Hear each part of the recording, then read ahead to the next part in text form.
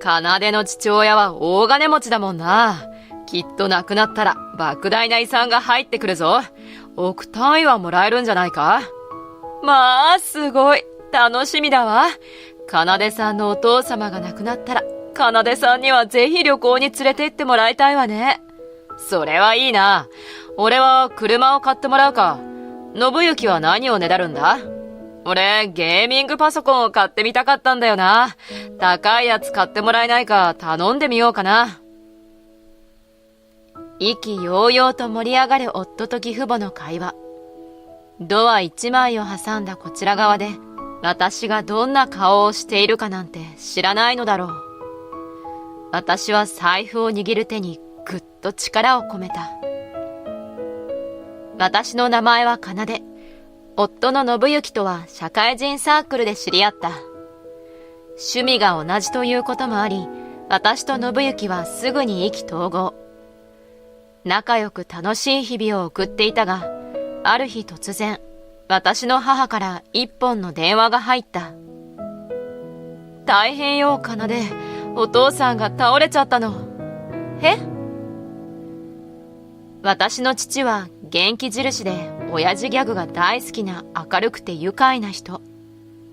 健康体そのものでバリバリ会社経営をしており、倒れるなんて想像がつかなかった。母の連絡ですぐに家を飛び出した私は、電車に乗っている間も父が心配で気が気ではなかった。父は本当に優しい父親で、仕事が忙しいにもかかわらず、私と兄と一緒によく遊んでくれていた。おんぶも抱っこもたくさんしてくれる子煩悩な父親で、私が信行と結婚した時に両親への手紙を読んだ時、周囲が引いてしまうほど号泣していたのが記憶に新しい。そんな父が倒れるなんて。信じられない思いのまま、母に言われた病院に駆けつけると、父の隣の小さな椅子に座った母が振り返った。お母さん、お父さんどうなの？大丈夫なの？奏、落ち着いて聞いてね。ベッドの上に横たわり、目を閉じている父を見つめている私に、母は父の病状を説明してくれた。父は仕事中に突然倒れたらしく、そのまま救急車に運ばれてこの病院に担ぎ込まれた。いろいろな可能性を考慮して様々な検査を行ったらしいが、どれも異常はなく、病の原因は不明。もっと調べれば原因がわかるかもしれないが、これ以上は父の体の負担になると言われ、母が検査は断ったのだそうだ。お父さんは、これからは左半身に麻痺が残るみたいなの。それじゃあ、介護生活になるってこと？そうなるわね。不安を隠せない私に反して、母は凛とした表情で言った。母はもう、父の介護をする覚悟を決めているのだ。そう思うと母の強さを感じ、同時に父はもう私の知っている父ではなくなってしまうのだということが悲しくて仕方がなかった。私が涙をこらえていると、兄が慌てた様子で入室してくる。父さんの病状は？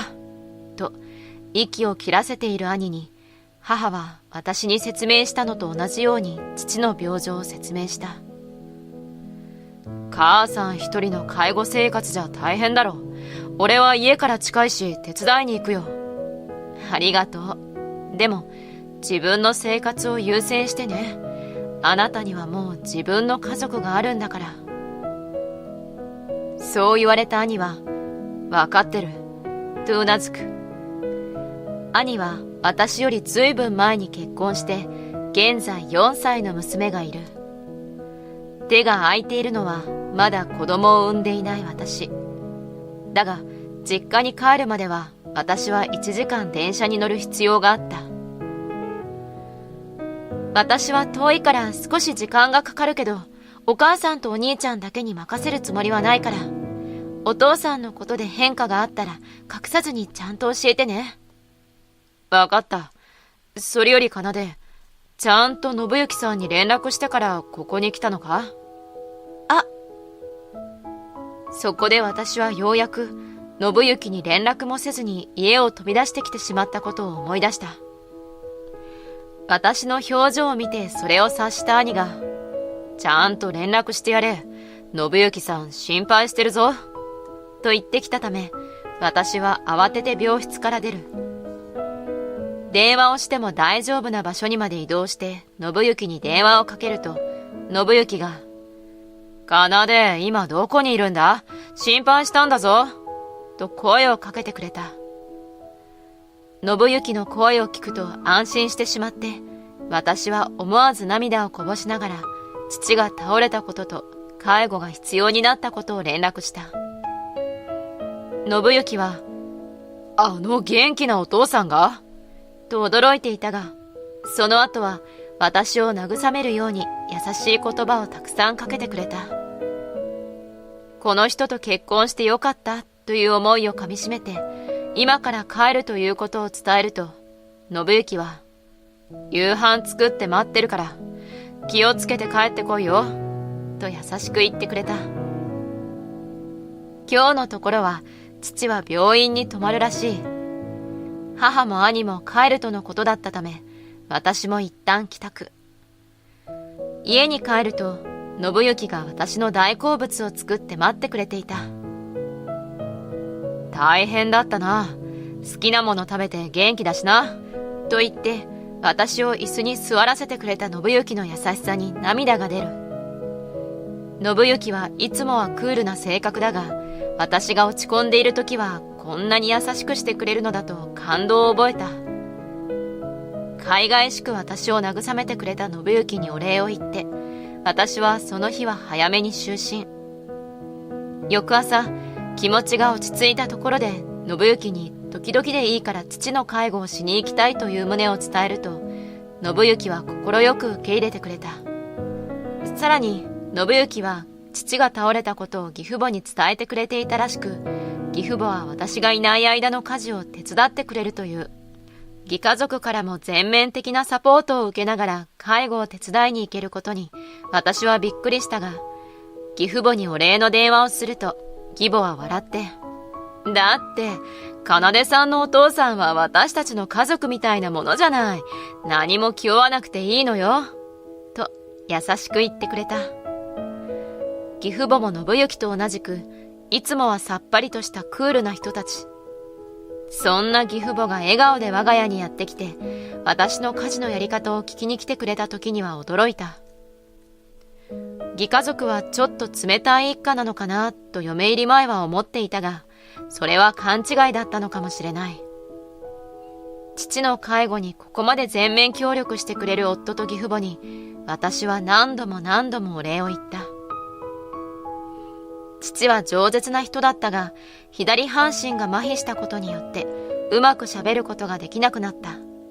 だが不幸中の幸いだったことは、父が右利きだったということだ。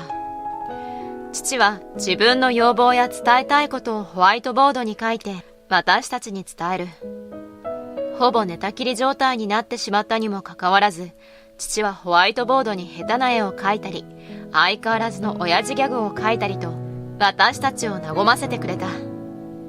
兄も当然父の介護を手伝いに来たが、主に手伝いに来てくれていたのは兄嫁だった。兄嫁は元介護士というスキルを生かして、どのように介助すればいいのかを私と母に親切丁寧に教えてくれた。血もつながっていない父の介護をするのは嫌なのではないかと、私と母だけでなく父までもが心配していたが、兄嫁は全く気にしていなかった。お父さんにはたくさん笑わせてもらいましたから、これからは私がお父さんを笑顔にする番です。と朗らかに笑ってくれた兄嫁を見て、兄は本当にいい人と結婚できたのだなとジーンと来てしまった。兄も素敵な結婚相手に恵まれたかもしれないが、私だって素敵な結婚相手に恵まれたことで言ったら負けない。なんて言ったって、義家族全員で私の介護をサポートしてくれている。義家族は私が介護を手伝いに行くと、必ず父の病状を聞いてくれる。心配してくれているのがよくわかってありがたいなといつも思っていた。だが、それらすべてが私の勘違いだったということが分かったのは本当に偶然のことだった。私はその日、父の介護に行くために家を出たが、駅まで行って財布を忘れたことに気がついた。自分のドジさに辟易しながらも一度自宅へ戻る。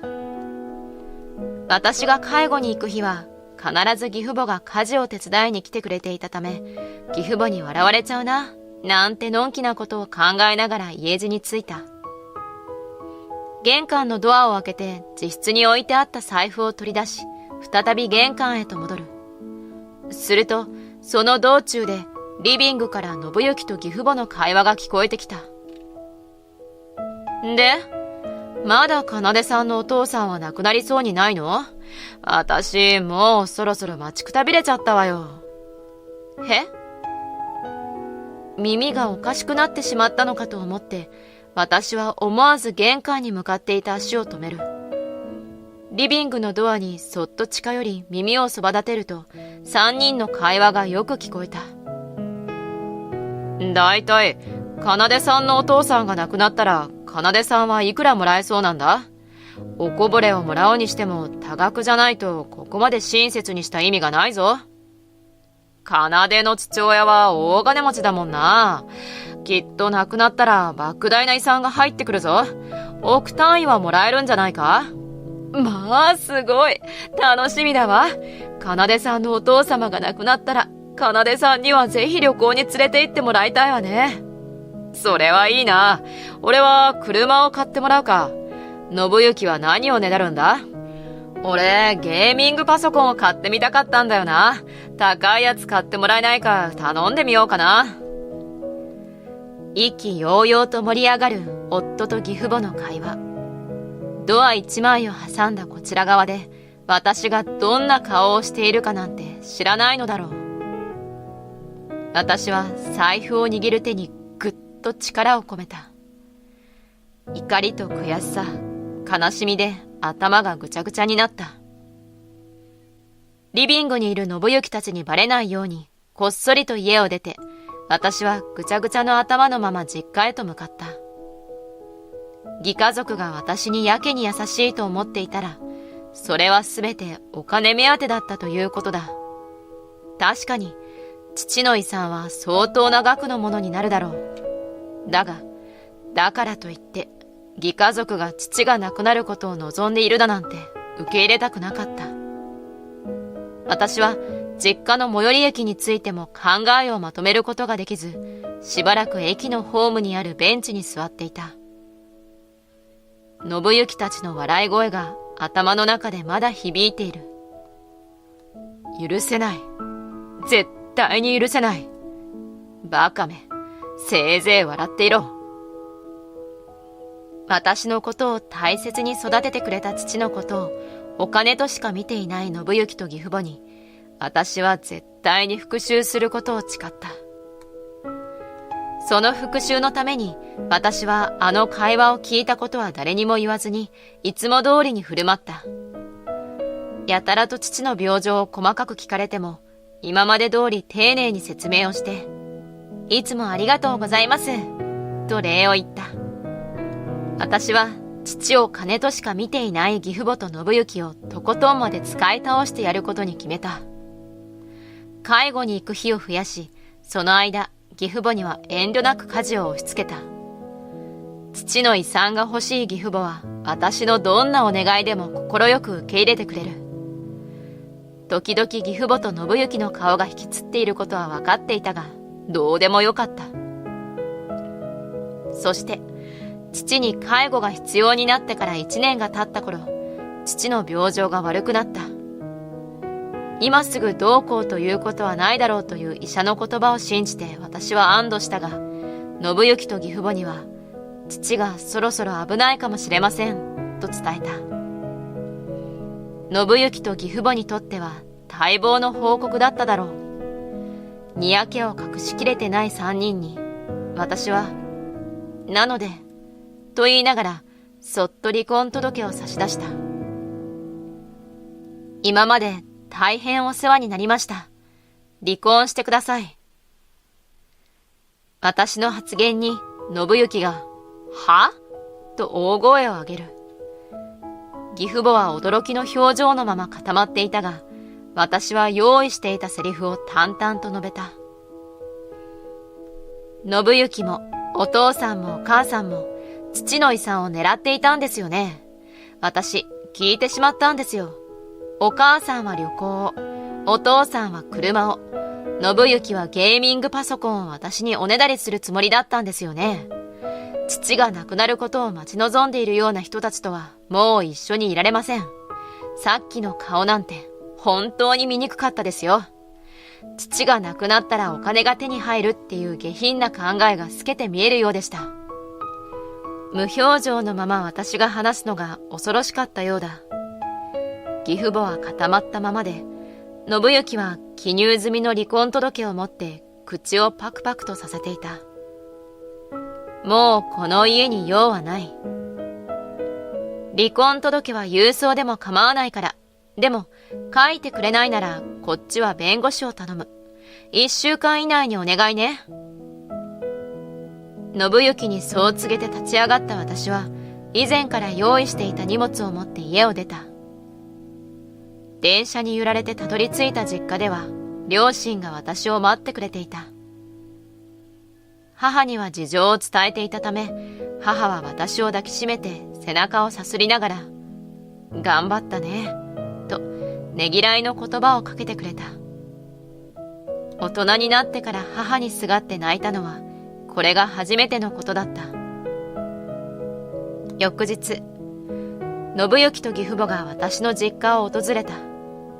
私は出ずに物陰に隠れて様子を見ることに。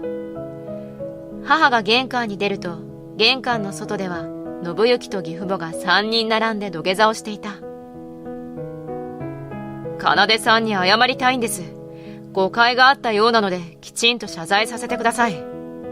誤解？娘はあなた方の会話をしっかりと聞いていたそうですよ。何でもうちの旦那の遺産を狙っていたそうですね。そんな方々と親族でいるなんて私も嫌です。母にバッサリと切り捨てられたにもかかわらず、信行は食い下がる。私に会わせてほしいとばかり繰り返す信行に、母は呆れた様子で告げた。娘が嫌がっているので会わせることはできません。娘が望んでいるのは、あなた方の謝罪ではなく、離婚届に記入してもらうこと。書いてきたんですか？さっさと出してください。どうか、もう一度チャンスを。